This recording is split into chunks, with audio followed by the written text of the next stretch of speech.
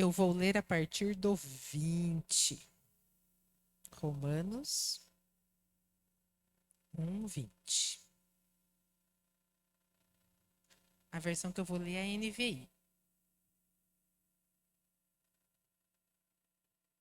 Nossa, que copo bonito. Não tinha bebido água no copo bonito ainda. Não tinha pregado no púlpito novo, né? Tô sentindo. Tá parecendo que eu tô desprotegida essa parte aqui. Mas amém, a gente sabe tudo. Antes eu ficava escondidinha atrás do púlpito e só aparecia. Agora estou me sentindo desprotegida aqui. Mas amém. Vamos lá então? Podemos ler? Diz assim, ó.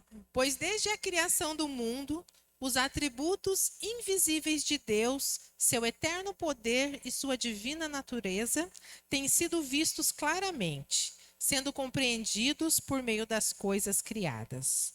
De forma que tais homens são indesculpáveis, porque tendo conhecido a Deus, não o glorificaram como Deus, nem lhe renderam graças, mas os seus pensamentos tornaram-se fúteis e os seus corações insensatos se obscureceram.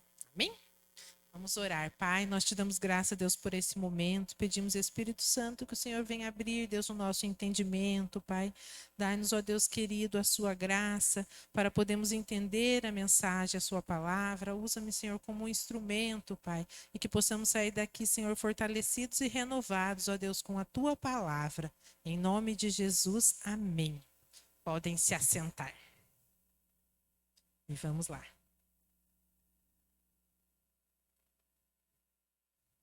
O tema da mensagem que eu coloquei hoje aqui é glorificando a Deus. Então, Paulo, né, ele inicia ali a carta de Romanos, no capítulo 1, expressando o seu desejo de ir visitá-los, porque Paulo não havia estado em Roma ainda, e falando que ele gostaria muito de compartilhar com eles os ensinamentos de Cristo, né? As coisas que ele havia feito, ele fala das grandes coisas, da maneira como Deus havia usado ele nos outros lugares, nas outras cidades, a maneira como Deus havia escolhido ele para pregar para os gentios, né? Ou seja, para aqueles que não eram judeus, e que ele queria muito ir compartilhar tudo aquilo que ele tinha vivenciado com os irmãos ali de Roma, né? Com os romanos. E dentre esses ensinamentos, ele fala assim que ele diz, né, que ele não se envergonhava do evangelho, porque ele era o poder de Deus para a salvação. Então, um pouco antes da gente ler lá o capítulo 20, ele está falando isso, que ele não tem vergonha do evangelho, porque o evangelho é o poder de Deus para a salvação. E ele também fala sobre homens que agem com injustiça e que a ira de Deus ela vai prevalecer sobre estes homens, que isso vai acontecer. Então ele fala assim, né, que Deus, ele vai, né, a ira de Deus vai ser revelada contra todos aqueles que, por meio de suas más ações, não deixam que os outros conheçam a respeito de Deus. Então ele está falando justamente isso, que aquelas pessoas que, né, não conhecem a Deus, por conta que não conhecem a Deus, não, mas que conhecem a Deus e por conta das suas más atitudes, fazem com que os outros não creiam. Então, ele está alertando eles quanto a isso. E ele declara também que não há desculpas para que a gente não venha a crer em Deus, porque a própria criação, ela fala a respeito de um Criador. Então, quando nós olhamos para o mundo, quando nós olhamos para o céu, para as estrelas, para o universo, quando nós olhamos para tudo isso, não tem como dizer que não há um Criador, não tem como dizer que não há um Deus. Então, ele fala que não há desculpas para que as pessoas não creiam, para que as pessoas não venham a crer. Até que então a gente chega nesse texto que nós lemos, né, que ele escreve aí, que a gente leu no início, sobre em relação à natureza divina dele. E que ele fala que claramente a natureza, ou seja, os céus, a terra, né, tudo ao nosso redor, ele demonstra que Deus é o Criador. E por conta disso, ele fala assim que essas pessoas, elas são indesculpáveis, porque mesmo tendo conhecido a Deus, elas não, né, o reconheceram, elas não os glorificaram, elas não lhe renderam graça, ou seja, mesmo conhecendo a Deus, elas deixaram Deus de lado. Elas preferiram, né, não se relacionar, elas preferiram deixar ele de lado. Então, o apóstolo, né, ele nos fala em relação a isso, que não há como a gente não reconhecer a existência de Deus. Quando nós olhamos, né, eu gosto muito de ver no YouTube, nessas coisas aí que fala da ciência de Deus, quando a ciência compara com a Bíblia, né? E a verdade é que se nós formos olhar para a ciência, se nós formos olhar por aquilo que nós descobrimos, a única verdade que nós vemos é que, a única conclusão que a ciência chega é que não tem como tudo isso ter acontecido de uma maneira, ter vindo do caos, ter nascido do nada. A própria ciência fala da existência de um Criador. Ela mesmo comprova que Deus, ele é Criador, né? Então, a Bíblia nos fala que a Terra é redonda, e muito tempo depois alguém descobriu isso, acho que foi o Copérnico, quem que estuda aí que lembra disso?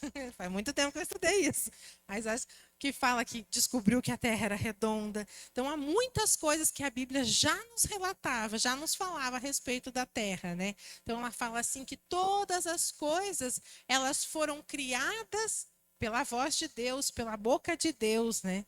E quando você olha cientificamente, a menor partícula que existe de um átomo, né, é uma onda sonora. Então, ou seja, isso comprova que realmente todas as coisas foram criadas pela boca de Deus.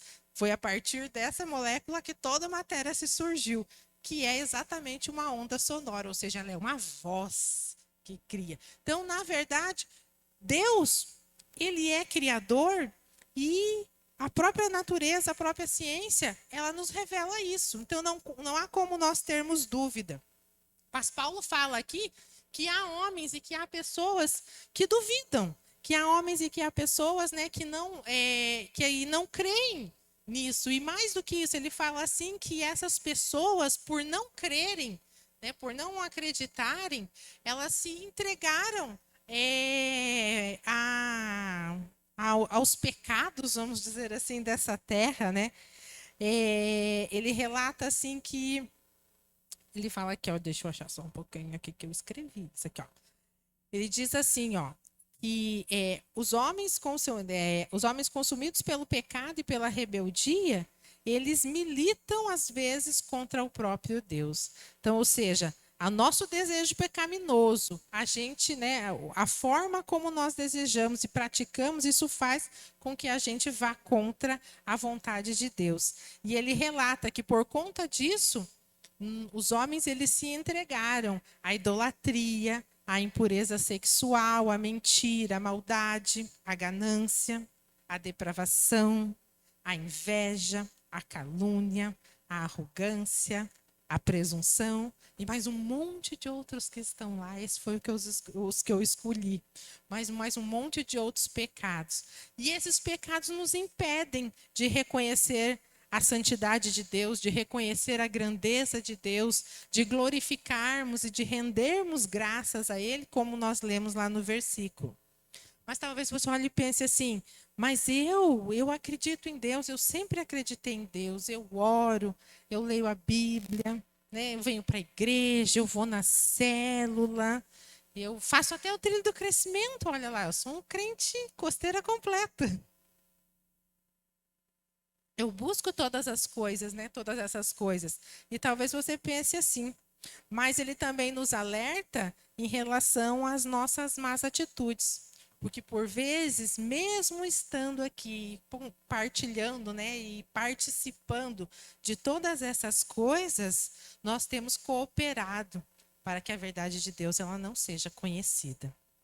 Com certeza, você já se deparou com alguém que se diz cristão, mas cujas atitudes não revelam a Cristo, não é verdade? Mas talvez nós também, no nosso dia a dia, por vezes, nos dizemos cristãos e agimos como cristãos e nossas atitudes não têm cooperado para o reino de Cristo. Então, será que quando as pessoas olham para nós, as pessoas olham para mim, elas veem essas verdades de Deus que Paulo fala? Será que é isso que nós temos externado? Então, o que o Senhor hoje ele nos chama a atenção, a nossa atenção, é para que nós tenhamos uma verdadeira adoração e para que a gente conheça verdadeiramente a Deus e o propósito da eternidade. Deus já vem nos falando sobre adoração, sobre adorador, há várias pregações aí, né? Tivemos o verdadeiro adorador, tivemos o fugindo do inferno, mas tudo dentro dessa área. Então, ou seja, Deus ele está nos chamando a atenção para que a gente, né, venha a voltar à origem, a buscar aquilo que ainda não fazemos, a nos chamando a atenção a isso, a sermos cristãos autênticos, né? Carimbado ali pelo Senhor, aquele que vive as verdades bíblicas, aquele que pratica aquilo que conhece, aquele que verdadeiramente é um adorador. Então Deus tem buscado em nós um resgate, está nos ensinando que de repente, algumas atitudes, alguns procedimentos na nossa vida, eles não condizem com isso que nós temos buscado. Porque se nós estamos aqui, se nós temos, né, participado aqui com Cristo como irmãos, é porque nós estamos buscando algo maior, nós estamos buscando viver a verdade de Cristo, nós estamos buscando conhecê-lo a cada dia mais. Então, que a gente possa, né, através dessa palavra, estar justamente isso, nos conscientizamos. Então, vimos que o que é ser adorador, vimos o verdadeiro propósito da eternidade. E agora, a gente vai falar um pouquinho sobre glorificar a Deus. Porque lá no versículo ele fala assim, ó. Cadê aqui? No versículo ele fala assim, que ó, por não glorificaram a Deus e nem lhe renderam graças. Então, ou seja, aqueles homens da qual ele falava não fizeram isso. Mas e nós? Será que nós temos glorificado a Deus? Como é que eu glorifico a Deus, né?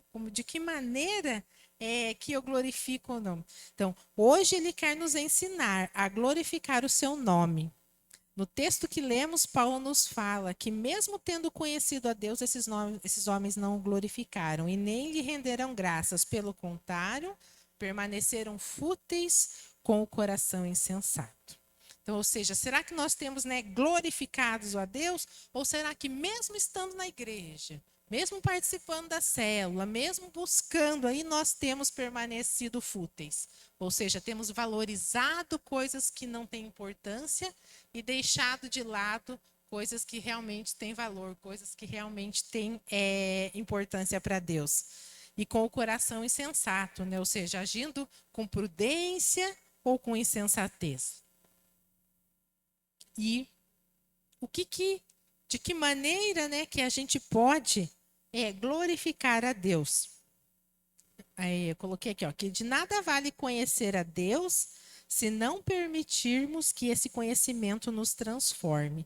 As nossas atitudes diárias precisam glorificar a Deus. Então, tudo aquilo que eu faço diariamente, ela precisa glorificar a Deus. Não somente quando eu estou domingo no culto, mas quando eu estou no trabalho na segunda, quando eu estou na escola na segunda, né, na faculdade, na universidade, ou seja, em todos os ambientes pelo qual eu ando, eu preciso glorificar a Deus. E o que é glorificar? Busquei lá no dicionário, lá e ó, significa reconhecer e exaltar a sua grandeza, bondade e santidade. E de que maneira que eu reconheço, de que maneira eu faço isso, né? Isso pode ser expresso de várias maneiras, por meio da adoração, do louvor, da oração e ações que reflitam os valores divinos. Então, o valor as dicas que eu quero dar, né, aquilo que Deus falou comigo em relação a glorificar o seu nome, está relacionado às ações que reflitam os seus valores. Então, nós não vamos falar da oração, nós não vamos falar da adoração, até porque esses dias nós já falamos sobre isso, Deus já nos alertou sobre isso, mas nós vamos falar sobre algumas ações, algumas práticas que, né, refletem esse valor divino. Então, ou seja, nós não vamos. Deus não quer falar hoje sobre aquilo que está dentro, sobre aquilo que eu faço dentro. Ele não quer falar sobre a minha vida de oração, que é particular, ele não quer me mostrar isso. Mas ele quer falar como é que eu tenho agido por fora. Então, o que, que eu tenho feito? E o primeiro ponto que eu coloquei aqui é serviço ao próximo. Ajudar os outros mostrando compaixão e amor. Isso pode incluir voluntariado, doações ou simplesmente estar presente para alguém que precisa. Então, o serviço, o servir ao próximo, é uma forma de glorificar a Deus. Então, quando eu auxilio outras pessoas, quando eu sirvo outras pessoas, eu estou glorificando a Deus. Então, né, Deus, amor, né, amor está muito mais relacionado, o amor de Deus, o amor bíblico, ele está muito mais relacionado ao serviço, aquilo que eu faço pelos outros, do que ao sentimento, se eu gosto ou não de alguém. Ele está muito relacionado a isso. E Deus nos fala justamente aqui. Então, nós temos que servir. O pastor sempre fala uma frase que eu gosto bastante, que ele fala assim, que nós servimos a Deus servindo pessoas. Então, né, por vezes nós estamos aí achando que estamos servindo a Deus com diversas outras atitudes, né, gastando muito do nosso tempo aí buscando santidade, buscando orando, buscando isso, e não que essas coisas não sejam importantes, mas às vezes simplesmente para mim, né? Santidade para mim, unção para mim, poder para mim, autoridade para mim. Mas o que, que eu faço? Como eu tenho usado todas essas coisas que Deus tem me dado? Conhecimento para mim, todo o conhecimento que eu tenho buscado, tudo aquilo que Deus tem me dado, os dons que Deus tem me dado, o que eu tenho feito com eles? Né? Tenho ficado com eles comigo? Tenho retido eles comigo? Ou eu tenho repassado tudo aquilo que Deus me deu? Porque eu sirvo a Deus quando eu sirvo ao próximo. Então, servir ao próximo é a primeira atitude que nós demonstramos que estamos glorificando a Deus. Então, se você é um servo de Deus, você precisa servir ao seu próximo. E se você gasta tempo servindo as pessoas, porque ele fala aqui, pode ser serviço voluntário, mas pode ser uma doação, ou seja, pode ser algo que você dê para alguém, né, que esteja precisando, mas pode ser o tempo. E às vezes a gente não gosta de dar o nosso tempo para as outras pessoas, não é verdade? O nosso tempo ouvindo, o nosso tempo aconselhando, o nosso tempo instruindo, ensinando. Mas dar o nosso tempo também é uma forma de serviço. Dar o nosso tempo para contribuir na própria igreja, que é a casa de Deus, né? Servindo, trabalhando de acordo com aquilo que Deus o qualificou para isso. Então, é uma forma de nós demonstrarmos que glorificamos a Deus. Segunda forma de mostrarmos que nós glorificamos a Deus é viver com integridade. Agir de maneira ética, respeitando os princípios e valores que representam a fé. Então, ou seja, sermos pessoas íntegras. O que é integridade? Integridade é por inteiro, né? Então, ou seja, eu acho assim que a melhor definição de integridade é aquela pessoa que você não tem o que falar. Você olha para ela e você não tem nada o que falar dela, porque não há motivos, não há motivo para desdenhar dela. Né? A conduta ética dela, a forma com que ela age, seja nas finanças, seja na sua vida espiritual, seja no seu trabalho, ou seja, todas as atitudes dela refletem, elas representam os seus valores de fé. Então, nós precisamos viver com integridade. E viver com integridade é um fator muito determinante para nós glorificarmos a Deus. Porque é algo que a gente faz no nosso dia a dia e que nós fazemos inconscientemente. Porque é algo, eu não penso para ser íntegro. Eu sou ou eu não sou. Então é algo que é inconsciente, é algo que vai de mim.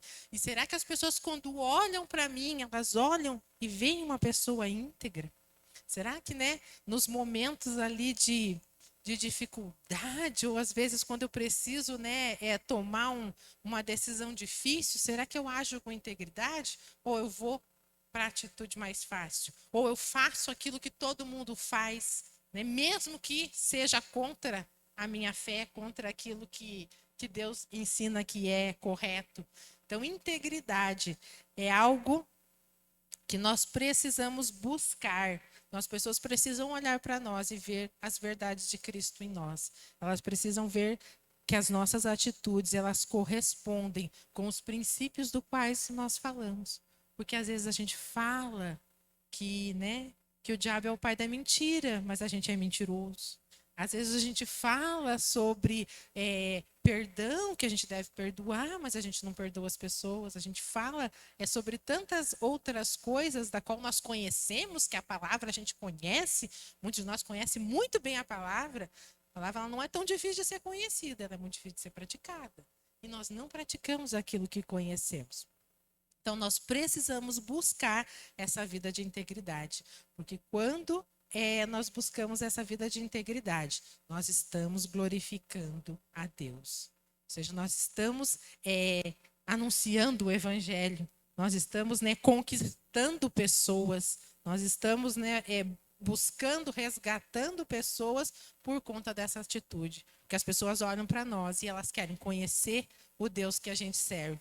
Elas olham para nós e elas querem viver e ter a alegria que nós temos no coração, ou a paz da qual nós temos, né? Ou seja lá aquilo que Deus nos deu, mas elas olham para nós e veem, há algo diferente em você.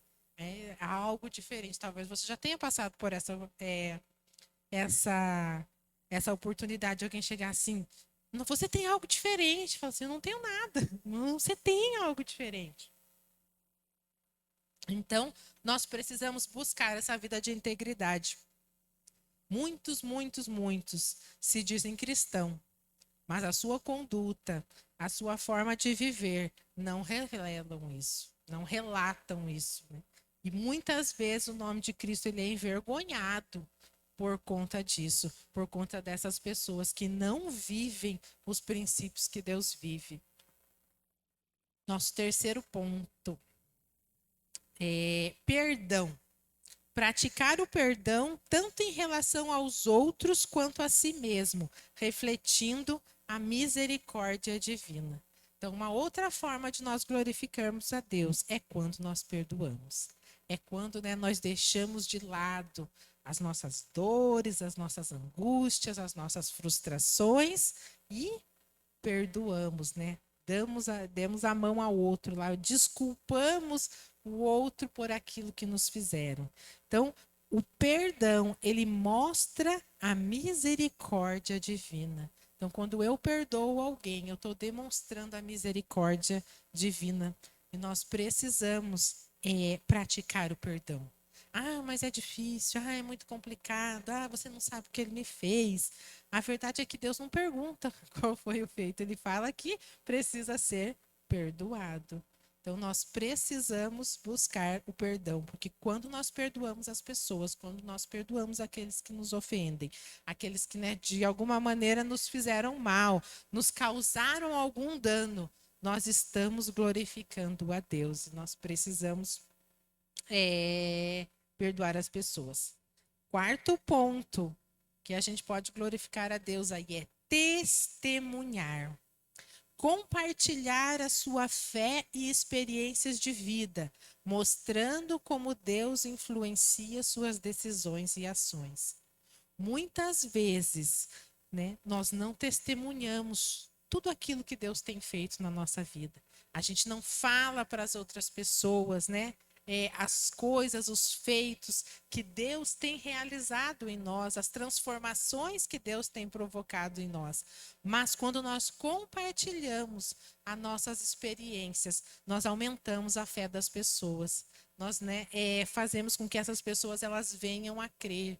Porque há situações e lugares e dificuldades da qual Deus nos tirou, da qual Deus nos resgatou, que podem, né, ser motivação para outras pessoas que estejam passando, ou às vezes pelo mesmo problema, ou às vezes por problemas diferentes, mas ela pensa, né? Se aquela pessoa, ela passou por isso e suportou, e olha como está a vida dela hoje, com certeza Deus pode fazer na minha também. Então, nós precisamos testemunhar. Às vezes a gente tem medo de falar das coisas que Deus nos fala. Nós temos medo de nos expor, de falar o que Deus fez, o que Deus faz. Ou a gente tem medo de dizer o que fez de errado, né? Porque hoje eu sou a pastora Lise, mas e quando eu não era? Aí eu tenho vergonha de contar as coisas da qual eu já fiz, e aí eu acabo não contando. Por quê? Porque é feio falar o que eu fazia antes. Mas não, quando nós testemunhamos, nós glorificamos a Deus. Então é muito importante a gente testemunhar aquilo que Deus tem feito na nossa vida. Importante ter na célula, né? Às vezes na célula, esse momento de testemunho para que as pessoas possam contar. Às vezes você edifica, motiva a vida de uma pessoa simplesmente por contar algo que Deus fez na tua vida, por contar algo que aconteceu com você, ou para contar algo, né, algo que você superou através da ajuda e do auxílio de Deus. Quinto ponto que a gente pode glorificar a Deus: cultivar o amor. Demonstrar amor e respeito por todos, independente de suas crenças ou circunstâncias. Então, né, cultivar o amor, ou seja, demonstrar amor, é uma forma pela qual nós glorificamos a Deus, independente de circunstâncias, ou seja, independente da crença, independente, né, de como é essa pessoa. Então, nós precisamos demonstrar o amor. Não importa se é macumbeiro, não importa se é prostituta, não importa se é homossexual, nós precisamos cultivar o amor. Até porque como essas pessoas serão resgatadas, como essas pessoas serão transformadas, se ninguém cultivar o amor de Cristo na vida delas. E às vezes o que nós preferimos? Nós preferimos deixar de lado, né? Ah, não, deixa que o outro faz, deixa para o outro. Isso não é para mim. Mas nós glorificamos a Deus quando nós cultivamos o amor. Ou seja, quando nós demonstramos o amor independente da situação, independente de quem seja, independente da forma como viva, independente do pecado que ela cometa. Mas nós demonstramos o amor de Cristo através dessas atitudes, né? De estar, de orientar, de mostrar, de se aproximar, ao invés de rejeitar. E o nosso último ponto, está quase na hora, é a gratidão. Então, nós glorificamos a Cristo com a nossa gratidão, que é reconhecer e agradecer a Deus por suas bênçãos, mesmo nas dificuldades. Então, quando nós somos gratos por tudo que Deus fez na nossa vida, nas nossas vidas, nós estamos glorificando a Deus. E ser grato é relativamente fácil quando a coisa é boa, mas ser grato quando o negócio não está bom, ser grato quando a coisa está ruim, é muito complicado. Mas tanto, né, as coisas boas que acontecem na nossa vida, quanto as coisas ruins que por vezes acontecem na nossa vida, elas aconteceram por permissão de Deus. Às vezes por atos e falhas nossas, mas porque Deus permitiu que elas acontecessem. Então, nós precisamos aprender a ser gratos, independente da circunstância. Ser gratos no momento de abundância, mas também ser grato no momento de escassez, né? Ser grato quando a saúde está boa, mas também ser grato se a saúde não está legal assim. Então, nós precisamos exercitar a gratidão. Quando nós exercitamos a gratidão, nós glorificamos a Deus. E por vezes é tão difícil a gente ser grato, é tão complicado, porque parece às vezes assim que Deus tem obrigação de fazer as coisas. Parece que Deus é obrigado a nos abençoar, ele é obrigado, né? Um evangelho aí pregado e falado que dá a impressão assim que Deus é que nos serve e não nós é que servimos a Deus, da maneira às vezes como nós o tratamos. Então nós precisamos entender e ser gratos por todas as coisas que Deus permite que aconteça na nossa vida. né? Então, nós temos que valorizar isso e ser grato por tudo aquilo que Deus nos dá. Esses dias, o Eduardo, não sei se eu vou lembrar da frase, mas ele me mostrou e eu achei bem interessante. Não lembra, deixa eu pensar, eu lembro. Mas ele falou assim, que, como que é? Aquele que vê e da fartura lá, amor, não lembro? Lembrei da frase. Quando eu estava escrevendo, devia ter escrito, agora esqueci da frase. Mas assim, aquele que olha para tudo que falta, vive. Não lembra, né? Não vou lembrar, gente. Na próxima eu conto. Esqueci. Mas aquele que olha é justamente assim. A essência é: se você olha só para aquilo que falta, as coisas estão sempre faltando. Se você olha só para aquilo que tem, ou seja, né, você sempre tem em abundância. E geralmente nós somos assim, né? A gente olha para aquilo que a gente não tem, né? Para aquilo que eu ainda não conquistei e não valorizo aquilo que Deus já me deu. A hora que eu lembrar a frase, um dia eu conto para vocês numa outra pregação aí, porque a frase fugiu. Para a gente concluir aqui então. Essas atitudes, elas não apenas refletem a nossa fé, mas também inspiram os outros a conhecerem a Deus. Que o Senhor esquadrinhe o nosso coração e que nos livre da insensatez e da futilidade. Que nós possamos valorizar e priorizar o que verdadeiramente é valoroso para Deus. Então, que a gente deixe, né, que o nosso coração, ele, né, seja cheio daquilo que realmente tem valor para o Senhor.